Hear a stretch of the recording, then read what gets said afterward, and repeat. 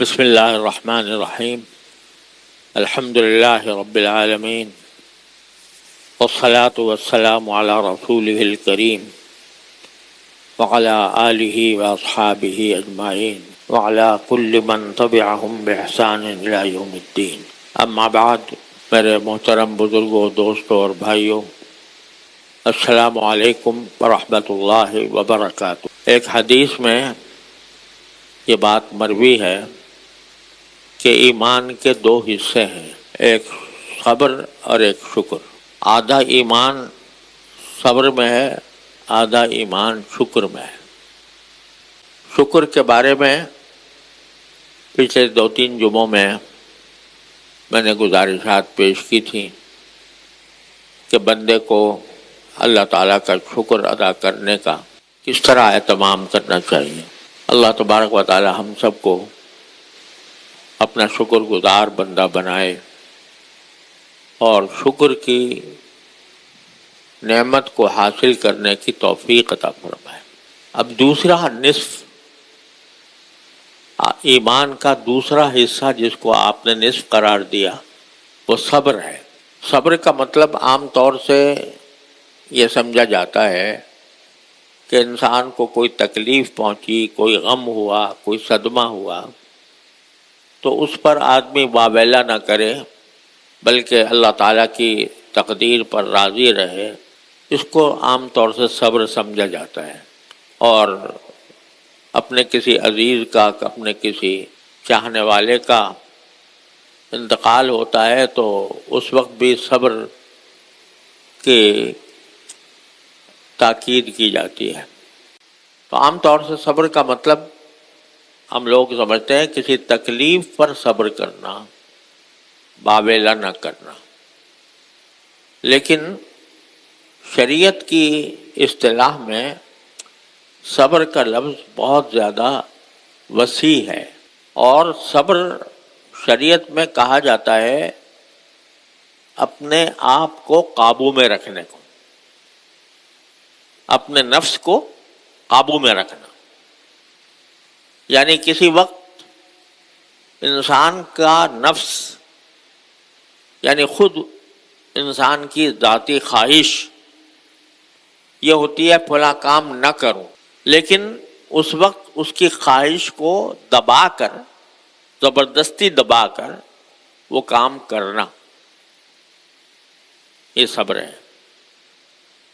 آدمی کو نیند آ رہی ہے اور نیند کی خواہش دل و دماغ پر مسلط ہے، اور اس وقت کا تقاضا یہ ہے کہ انسان مسجد جائے، نماز پڑھے۔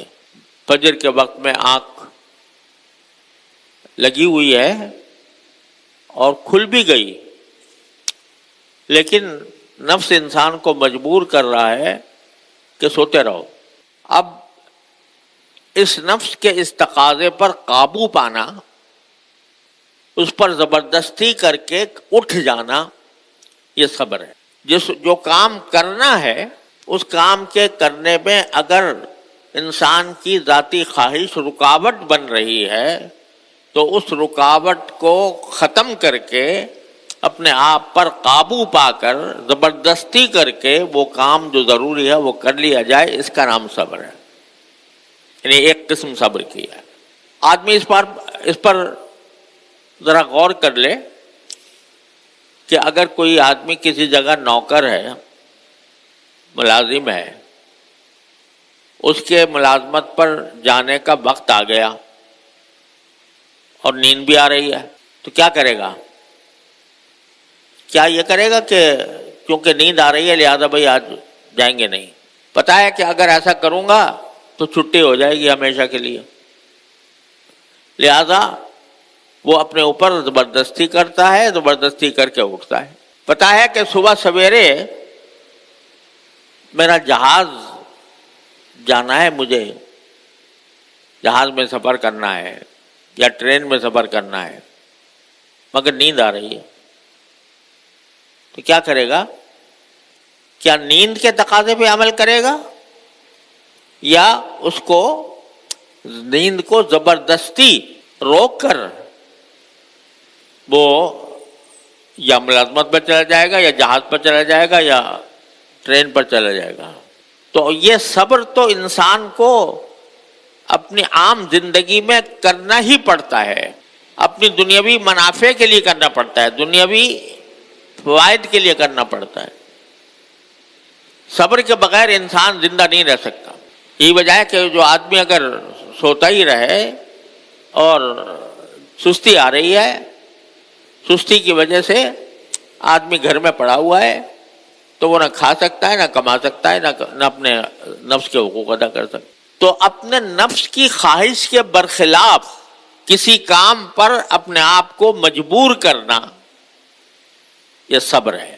اس کو اصطلاح میں کہتے ہیں صبر علی الطاعہ، یعنی اللہ تعالیٰ کی اطاعت، اللہ تعالیٰ کے حکم کو ماننے میں اگر انسان کا نفس رکاوٹ بن رہا ہے تو اس نفس کے اوپر قابو پا کر آدمی وہ کام کرے.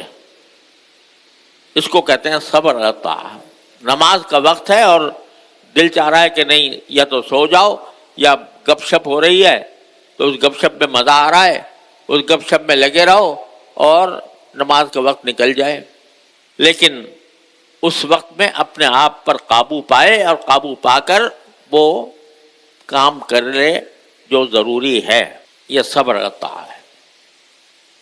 اور دوسری قسم صبر کی یہ ہے کہ کسی ایسے کام کو کرنے کو دل چاہ رہا ہے جو ناجائز ہے، معصیت ہے، گناہ ہے، اور دل مچل رہا ہے کہ یہ کام کروں. مثال کے طور پر کوئی دل اس بات پر آمادہ کر رہا ہے کہ میں اپنی نگاہ کو غلط استعمال کروں، کسی نامحرم کو لذت لینے کی غرض سے دیکھوں، کوئی ایسی فلم دیکھوں جس سے مزہ آئے.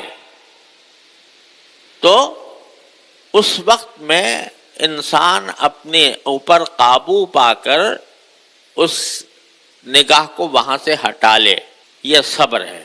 صبر عن المعصیہ اس کو کہا جاتا ہے. معصیت سے اپنے آپ کو قابو پا کر معصیت سے ہٹا لینا، چاہے دل پر آرے ہی کیوں نہ چل جائیں، لیکن آدمی یہ طے کر لے کہ میں یہ معصیت نہیں کروں گا، یہ گناہ نہیں کروں گا، یہ غلط کام نہیں کروں گا. یہ صبر کی دوسری قسم ہے، صبر عن المعصیہ. غصہ آ رہا ہے کسی پر اور غصہ آنے کے وقت میں انسان کا دل چاہ رہا ہے میں اس کا منہ نوچ لوں اور اس کو گالی دوں، برا بھلا کہوں. اس وقت اپنے آپ کو روک لینا، اپنے آپ پر قابو پانا، یہ صبر ہے. حدیث میں آتا ہے کہ ایک صحابی نے نبی کریم صلی اللہ علیہ وسلم سے پوچھا کہ یا رسول اللہ مجھے کوئی مختصر نصیحت فرما دیجیے. تو آپ نے فرمایا لا تغضب، غصہ نہ کرنا. اور ایک دوسری حدیث میں رسول کریم صلی اللہ علیہ وسلم نے فرمایا کہ بہادر وہ نہیں ہے جو دوسرے کو لڑائی میں پچھاڑ دے. کسی سے جھگڑا ہو گیا اور آپس میں لڑائی ہو گئی تو اس شخص کو بہادر سمجھا جاتا ہے جو دوسرے کو پچھاڑ دے، دوسرے کو شکست دے دے، دوسرے کو گرا دے، دوسرے کو مار دے. فرمایا وہ بہادر نہیں. بہادر وہ ہے جو غصے کے وقت اپنے آپ پر قابو پائے، غصے کے وقت اپنے آپ پر قابو پائے. دیکھو غصہ آ جانا یہ تو بعض اوقات غیر اختیاری ہوتا ہے. کوئی بات ناگوار ہو گئی، اس پر غصہ آ گیا تو یہ غصہ بعض اوقات غیر اختیاری طور پر آ جاتا ہے، لیکن اس غصے کے تقاضے پر عمل کرنا یہ اختیار میں ہے انسان کے. اب اس وقت غصہ جب آ رہا ہے تو انسان کا دل چاہتا ہے کہ دوسرے کو اتنا برا بھلا کہوں اس کے دماغ سے سیدھا ہو جائے.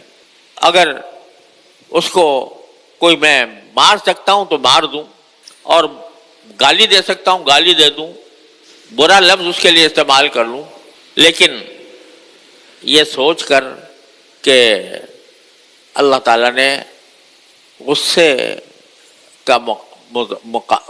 کا مظاہرہ کرنے سے روکا ہے، تو اس سوچ کر اپنے آپ کے غصے پر قابو پالے، پی جائے، والکاظمین الغیظ والعافین عن الناس، غصے کو پی جانے والے اور لوگوں سے درگزر کرنے والے، ایسے بنانے کا حکم دیا ہے۔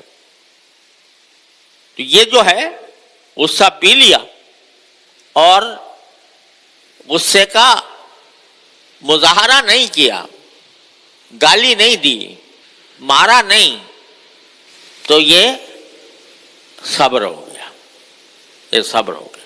اور حدیثوں میں غصے کے بارے میں طریقے بھی بتائے گئے ہیں کہ اگر غصہ آئے تو کیا کرو۔ تو ایک تو قرآن کریم میں یہ فرمایا گیا کہ اما ينزغنك من الشيطان فاستعذ باللہ،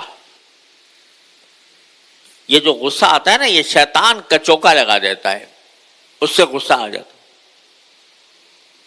تو قرآن کریم فرماتا ہے کہ اگر تمہیں شیطان کا چوکا لگائے تو اللہ کی پناہ مانگو، اللہ سے پناہ مانگو۔ کیا کہو؟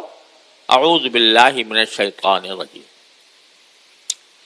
دوسرے، اگر کھڑے ہو تو بیٹھ جاؤ، بیٹھے ہو تو لیٹ جاؤ۔ غصہ جو ہے انسان کو ابھارتا ہے، اچھا خاصا لیٹا ہوا آدمی تھا، غصہ آگے کھڑا ہو جائے گا۔ کوئی بیٹھا ہوگا اور غصہ آ جائے گا، کھڑا ہو جائے گا۔ تو حدیث میں فرمایا گیا کہ تم الٹا کام، اس کا الٹ کرو۔ غصہ آیا ہے، کھڑے ہو تو بیٹھ جاؤ، بیٹھے ہو تو لیٹ جاؤ، اور اس طرح اپنے آپ کو قابو کرو۔ یہ صبر ہے۔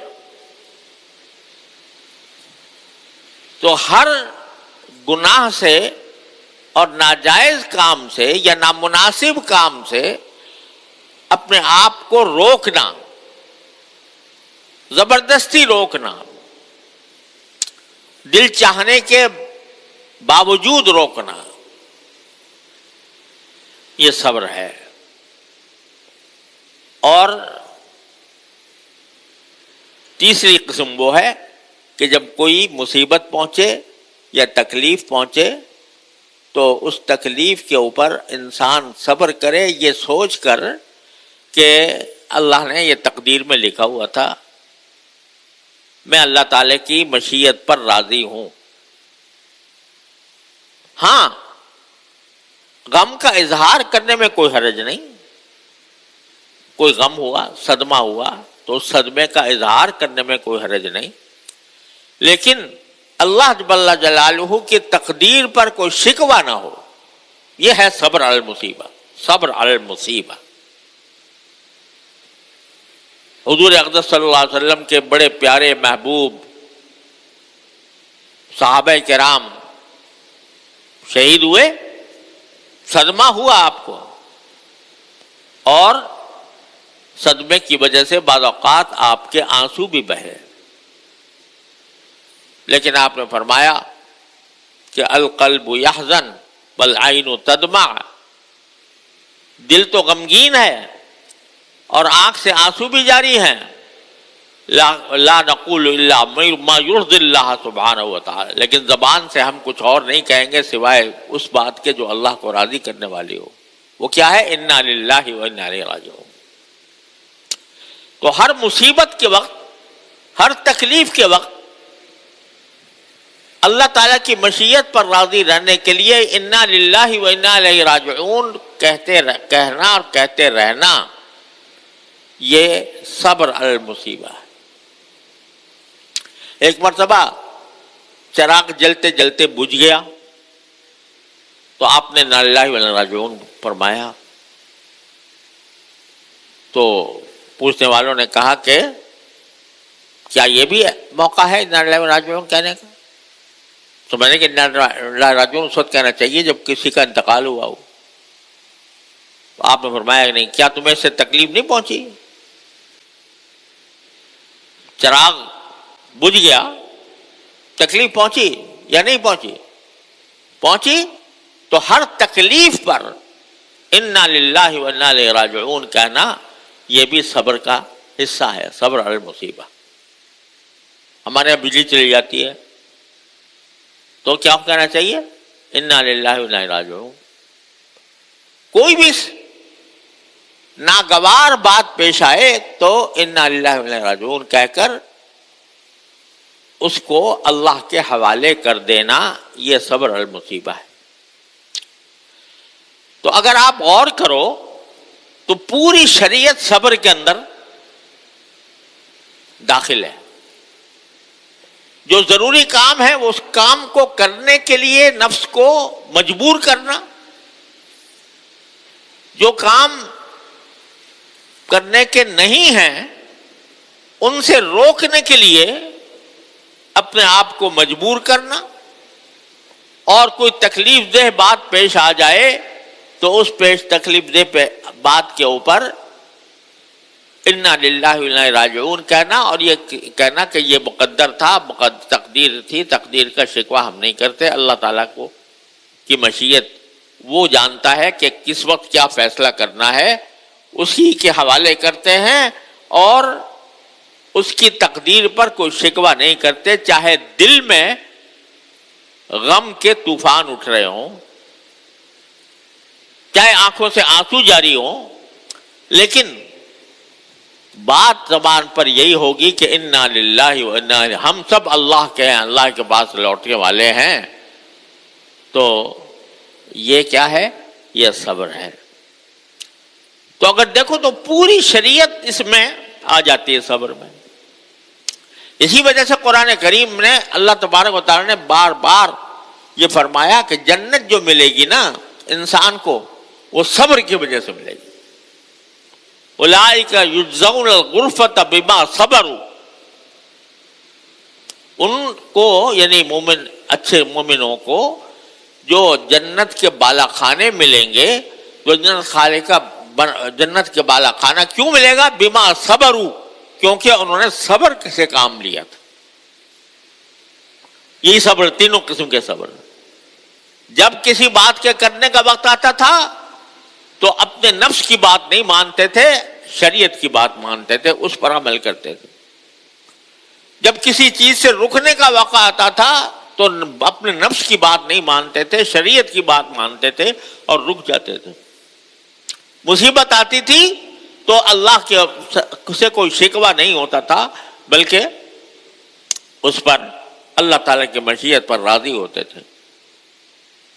تو جنت اس وجہ سے ملی، اولئک یجزون الغرفۃ بما صبروا۔ اور جب مومن جنت میں داخل ہوں گے تو قرآن کریم میں ہے کہ فرشتے ان کا استقبال کریں گے، کیا کہہ کر؟ سلام علیکم بما صبرتم، سلام علیکم بما صبرتم، تم پر سلامتی ہے۔ آپ کا استقبال سلام سے کیا جا رہا ہے، کیوں؟ اس لیے کہ آپ نے دنیا میں صبر سے کام لیا تھا۔ وہاں ایسا جامع لفظ بول دیا ملائکہ نے، یہ نہیں کہا کہ تم نماز پڑھتے تھے، تم روزہ رکھتے تھے، تم حج کرتے تھے، تم عمرے کرتے تھے، تم تلاوت کرتے تھے، ذکر کرتے تھے، اور تم گناہوں سے رکتے تھے۔ کہاں تک فہرست شمار کرتے نا کہ کیا کیا کیا تم نے، کیا کیا نہیں کیا، وہ ساری فہرست کو ایک لفظ میں جمع کر دیا کہ تمہارے اوپر سلامتی ہے۔ کیوں؟ اس لیے سلامتی ہے کہ تم نے صبر سے کام لیا۔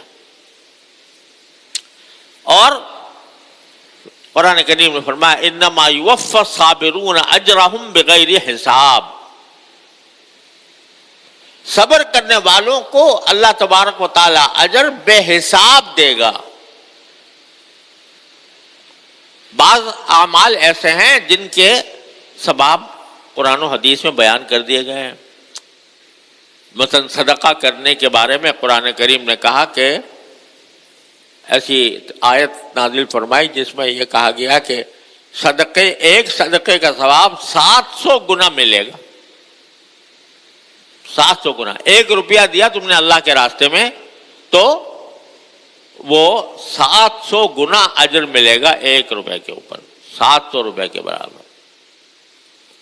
تو بتا دی، یہ کہہ دیا کہ ہر نیکی، جو بھی انسان نیکی کرے گا اس کو 10 گنا ثواب ملے گا. گناہ کے بارے میں تو یہ کہہ دیا اگر کوئی گناہ کرو گے تو جتنا گناہ کیا اتنی سزا ملے گی، لیکن نیکی کی تو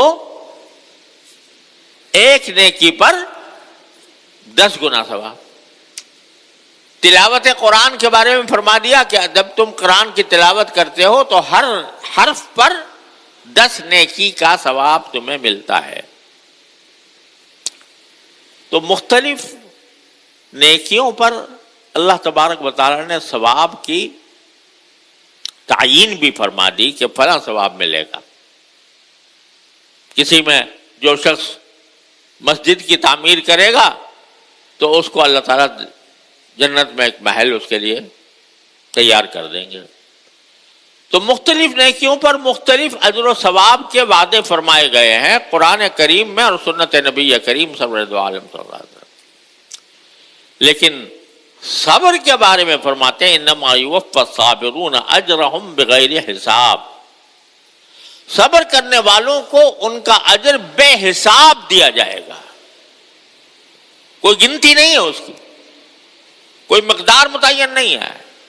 اللہ تعالیٰ اپنے فضل و کرم سے بے حساب اجر عطا فرمائیں گے. اور ایک حدیث میں رسول کریم صلی اللہ علیہ وسلم کا یہ ارشاد منقول ہے کہ آپ نے فرمایا کہ جب صبر کرنے والوں کو اللہ تبارک و تعالی اجر و ثواب عطا فرمائیں گے، حیرت انگیز قسم کا اجر و ثواب ان کو ملے گا، تو لوگ تمنا کریں گے کہ کاش دنیا میں ہماری کھالیں کھینچی گئی ہوتی، ہمیں کاٹا گیا ہوتا اور ہم اس پر صبر کرتے تو آج ہمیں بھی ایسا ثواب ملتا. تو غرض ساری جنت وہ کاہے کے مقابلے میں ہے؟ صبر کے مقابلے. صبر کی تینوں قسمیں: صبر علی الطاعہ، طاعات پر صبر، معصیتوں سے صبر، مصیبت پر صبر. یہ تینوں کا اللہ تعالیٰ نے بدلہ ہمارے لیے جنت رکھا ہے. اس سے آپ کو اندازہ ہوگا کہ صبر کی کتنی اہمیت ہے. اسی لیے رسول کریم صلی اللہ علیہ وسلم نے دعا مانگی، اللہم اجعلنی صبورا وجعلنی شکورا. اے اللہ مجھے بہت صبر کرنے والا بنا اور بہت شکر کرنے والا بنا. اب دیکھو یہ جتنی غلطیاں ہم سے ہوتی ہیں دنیا میں، وہ غلطیاں اس وجہ سے ہوتی ہیں کہ ہم کسی اپنے نفس کی خواہش کو دبانے کے عادی نہیں. جو جی میں آ رہا ہے کر رہے ہیں، جو دل چاہ رہا ہے وہ کر رہے ہیں. تو اس کی وجہ سے جب نفس تقاضا کرتا ہے کسی طاعت سے سستی کرنے کا، اس کی بات مان لیتے ہیں. جب تقاضا کرتا ہے کسی گناہ کے کرنے کا، اس کی بات مان لیتے ہیں. تو اس کا نتیجہ یہ ہے کہ زندگی خراب ہوتی چلی جاتی ہے. جب صبر نہیں ہے تو زندگی خراب ہے. لہذا ہر مسلمان کو کوشش کرنی ہے کہ وہ اپنے رویے میں صبر کو اختیار کرے. بہت سے لوگ ہوتے ہیں ان کو تاکید کی جاتی ہے، جب کسی شیخ کے پاس جاتے ہیں تو وہ اس کو بتائے بھئی یہ روزانہ تم یہ تلاوت کیا کرو، فلاں تسبیح پڑھا کرو، فلاں ذکر کیا کرو، مثال کے طور پر. اب وہ جواب میں حضرت یہ فرماتے ہیں کہ جی سستی ہو جاتی ہے، سستی کا کوئی وظیفہ بتا دو تو سستی نہ ہو۔ ارے بھائی اگر وظیفہ میں سستی ہو گئی، پھر اگر وظیفہ کوئی بتا دیا کہ یہ وظیفہ پڑھو تو اس سے سستی دور ہوگی، اور پھر جب وظیفہ پڑھنے کا وقت آیا تو اس سے سستی آ گئی، تو پھر کیا ہوگا؟ تو کوئی وظیفہ نہیں ہے، وظیفہ صرف ایک ہے، اپنے اوپر زبردستی جو کام کرنا ہے اس کام کے کرنے پر اپنے آپ کو زبردستی مجبور کرنا، اس کے سوا کوئی راستہ نہیں، اسی کا نام صبر ہے۔ تو حضرت حکیم الامت مولانا تھانوی قدس اللہ تعالیٰ سرہ نے فرمایا، وہ ذرا سی بات جو حاصل ہے تصوف کا، ذرا غور سے سنو،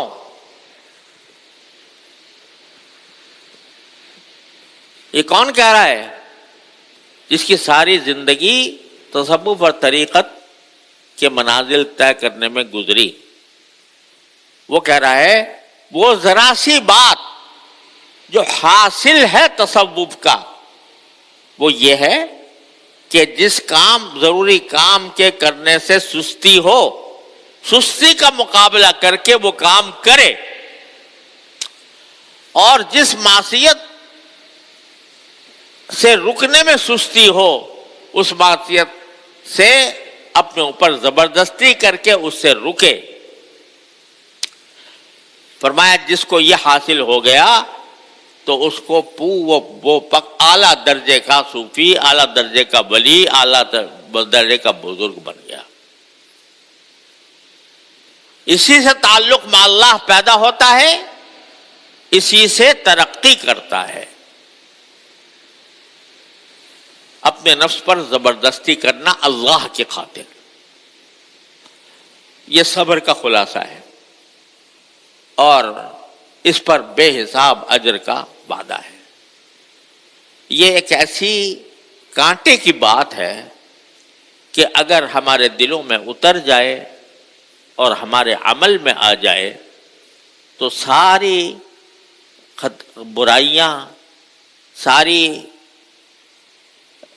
برائیاں ختم ہو جائیں، سارے گناہ ختم ہو جائیں۔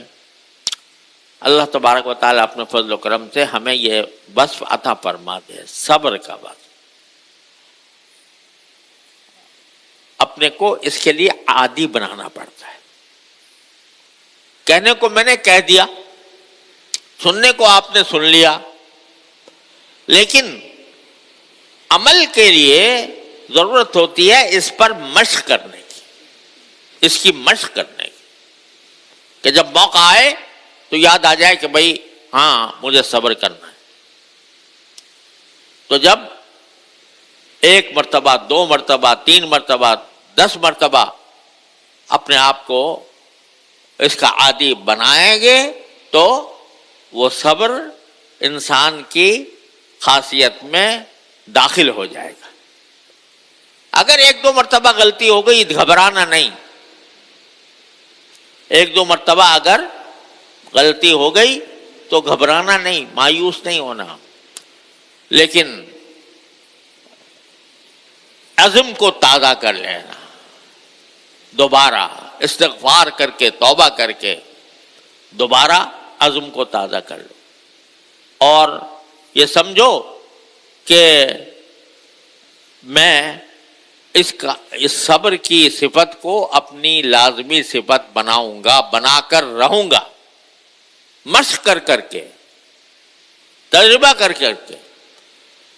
جو انسان اپنے آپ کو اس کا عادی بنائے گا تو اللہ تبارک و تعالیٰ اس کو انشاءاللہ صبر کا مقام عطا فرما دیں گے، اور جو جنت کی کنجی ہے اللہ تعالیٰ ہم سب کو عطا فرمائے۔ وآخر دعوانا ان الحمدللہ رب العالمین۔